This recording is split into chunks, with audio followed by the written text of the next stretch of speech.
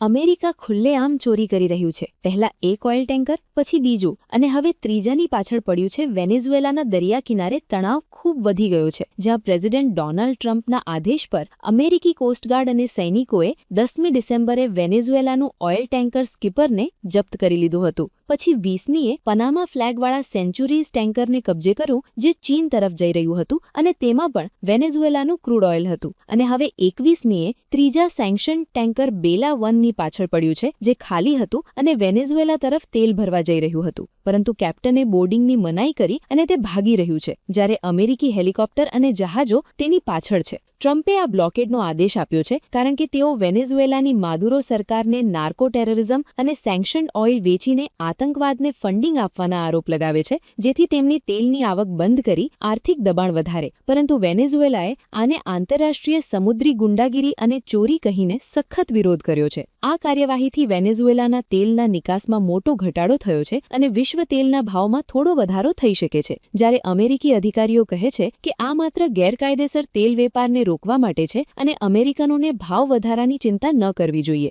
આ ઘટનાઓ કેરિબિયન સમુદ્રને યુદ્ધ જેવી સ્થિતિ તરફ ધકેલી રહી છે. આગળ શું થશે તે જોવાનું રહેશે.